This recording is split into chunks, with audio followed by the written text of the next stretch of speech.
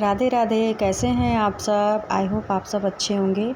आज हम बात करेंगे कि हम लड्डू गोपाल की सेवा कैसे करें। यानी लड्डू गोपाल को आज की वीडियो का टॉपिक है कि हम अपने लड्डू गोपाल को शौच के बाद उन्हीं कपड़ों में सिर्फ हाथ मुँह धोकर उठा सकते हैं या नहीं। आज की वीडियो सिर्फ इसी टॉपिक पर है। तो है कहना तो है हम भोग लगा सकते हैं या नहीं।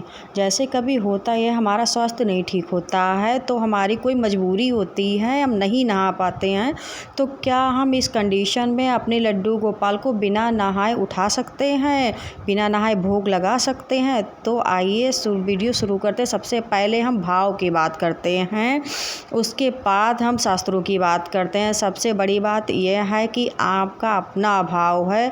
जो भक्त अपने कोई भाई मानता है, कोई सखा मानता है, कोई पुत्र मानता है, कोई स्वामी, कोई प्रियतम, ये भक्त भाव पर निर्भर करता है कि आपके भूखे हैं। हमारे ठाकुर जी भाव के भूखे हैं। क्या हम अगर किसी दिन नहीं नहा पाए हैं, ऐसी कंडीशन में हमारे घर में दूसरा कोई भी व्यक्ति नहीं है, तो ऐसे में हम क्या करें? अगर शास्त्रों के अनुसार बात करें, अगर हम ठाकुर जी को भगवान मानकर सेवा कर रहे हैं, पूजा अर्चना कर रहे हैं, तो आपको उनको बिना नहाए नहीं छूना चाहिए। शास्त्र कहता है बिना नहाए हमारा शरीर शुद्ध नहीं होता है, तो आप ठाकुर जी को नहाकर ही छूना चाहिए। और अगर आप बात करते हैं भाव की, प्रेम की, तो अगर विशेषता नहीं होती है।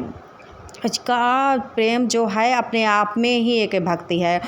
प्रेम से और भाव से उनकी भक्ति करते हैं, उनकी सेवा करते हैं, तो आप उनको रिझा लेते हैं। और हमारा ठाकुर के निषाद भाव जो है वो भक्ति कहलाती है। अगर की जो तबीयत ख़राब है, ऐसी स्थिति में आपके घर में कोई और नहीं है, तो आप जो है आपके मन में सेवा का भाव है कि हमारे लड्डू भूखे प्यासे पड़े हैं, सोए हुए हैं, तो आप से जो भी रिश्ता बनाया है उसके प्रति आप उन्हें उठा सकते हैं। और अगर भगवान की तरह पूजा कर रहे हैं तो आप उन्हें मत उठाइए, नहीं छू सकते हैं। लेकिन अगर आप कोई रिश्ता बनाकर कर रहे हैं तो आप उन्हें उठा सकते हैं और उनको जो है भोग लगा सकते हैं। लेकिन हाँ, जो भी आपने रिश्ता लड्डू गोपाल से बनाया है, उस रिश्ते से आप उनकी सेवा करते रहें, एक रिश्ता बनाकर उसी पे अटल रहें। वैसे आप जो चाहें, जो रिश्ता बनाएं उनके साथ बना सकते हैं, लेकिन वो हैं स्वयं श्री हरि विष्णु जी। तो इसलिए हम आपसे यही कहेंगे, अगर आपको कोई परेशानी कभी होती है तो पहले ठाकुर जी की कृपा इतनी होती है, उनकी सेवा करेंगे तो कभी कोई परेशानी आपको हो भी नहीं सकती, छू भी नहीं सकती है। तो अगर आपके लाला जो हैं वो ठाकुर जी हैं, सोए हुए हैं, तो आप उन्हें सोने दें और उनके पास खाने पीने का कुछ सामान रख दें, जिससे कि जब भी उन्हें भूख लगे वो कुछ खा सकें। और जब आपको सेवा स्वास्थ्य ना होने के कारण ना कर पाएँ, तो आप एक गौ माता उनके पास रख दें।